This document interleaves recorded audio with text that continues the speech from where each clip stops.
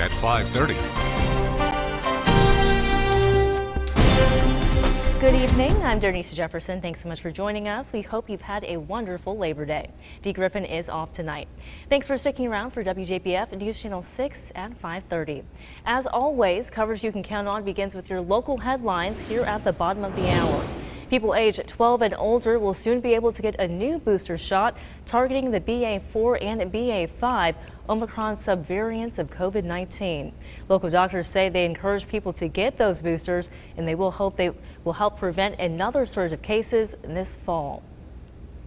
A local man who started a union at the Starbucks on Robert C. Daniel Parkway says he was fired shortly after, but remains a union rep there for the employees. He says he feels like there's a lot of rebuilding needed. We'll have more on that story at 6.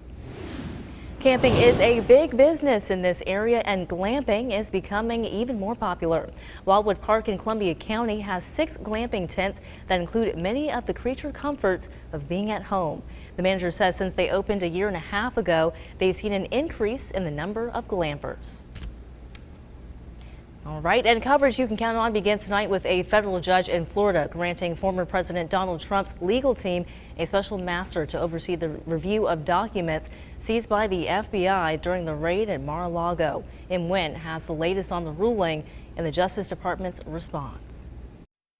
A federal judge granting a request from former President Donald Trump's legal team to appoint a special master to review the documents seized from the FBI's raid at Mar-a-Lago. Judge Aileen Cannon citing the interest in ensuring the integrity of an orderly process amidst swirling allegations of bias and media leaks. Cannon at the same time blocking the Department of Justice from using the seized materials for investigative purposes pending completion of the special master's review. But she adds that this order would not impede on the ongoing assessment of any possible damage to national security by the intelligence community. The decision comes after Trump had asked for a third-party attorney to be appointed following the FBI's August search, which found more than 11,000 U.S. government documents, more than 100 of which were marked classified. Trump at a rally this weekend blasting the FBI's raid. A few weeks ago, you saw it, when we witnessed one of the most shocking abuses of power by any administration in American history. The shameful raid and break-in of my home, Mar-a-Lago, was a travesty of justice. The Justice Department had objected to any special master appointment related to executive privilege, arguing it was irrelevant since Trump is no longer in office. Judge Cannon ultimately setting a new deadline, ordering the DOJ and Trump's lawyers submit a list of potential special master candidates by Friday. The Department of Justice says it's examining the opinion and will decide on how to move forward. The statement did not mention whether the department will appeal. Im Nguyen, ABC News, Washington. As the search for a woman kidnapped while jogging continues, police say the suspect won't say where she is. Eliza Fletcher, a kindergarten teacher, was kidnapped Friday while on an early morning run. Over the weekend, Cleotha Abston was arrested and charged with aggravated kidnapping and tampering with evidence. But police say he won't say where Fletcher is. Abston has reportedly served prison time for a kidnapping case back in 2000. He'll face a judge on these new charges tomorrow. The Coast Guard says it's calling off the search for 9 people who went missing after a float plane crash in Washington state. One body has been recovered, but the other 9 were not. The Coast Guard says all of the next of kin for those 9 who were notified before the decision to suspend the search. Witnesses say they heard what sounded like a loud explosion when the plane carrying 10 people, including 1 child, crashed into Puget Sound. Emergency crews recovered debris in the plane's logbook, which investigators hope will give more clues into what happened. Talking about it makes me want to cry. As unfortunate as it is, I hope that the people that passed away went quickly, because I can't imagine. The NTSB is sending a 7-person team to help to the crash site to help determine what went wrong. All right, now it's time to take a look at your weather forecast with our meteorologist, Jenna Petracci. Jenna, I was hoping for some sunshine, but looks like we're going to end this Labor Day with a little bit of rain and some clouds. Yes, you're right. I would definitely love to have a week of sunshine, but we will have another week of some pretty wet weather starting today. Right now on Live Viper 6, tracking these scattered showers and storms. Most of these really not packing too much of a punch. This is just some brief heavy rain, with the exception of what's happening over in Bamberg. That's where we're seeing some more lightning. Also keeping a close eye on this cell moving into Wilkes and Tolliver County. That'll be moving in just shortly, bringing that heavy rain and also some thunder and lightning.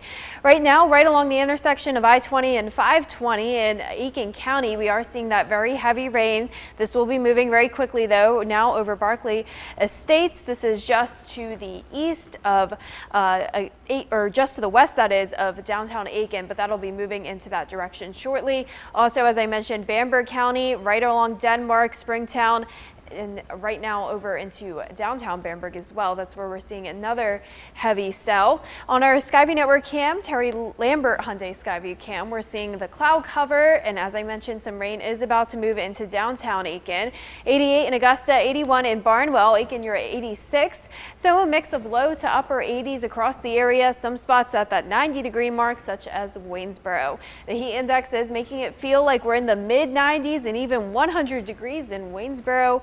101 as that heat index now in Millen, where they've been drier. This low pressure system is what's generating all the moisture and showers and storms throughout the southeast, anywhere from Mississippi all the way up into parts of the northeast, where we have a series of aerial flood watches in effect.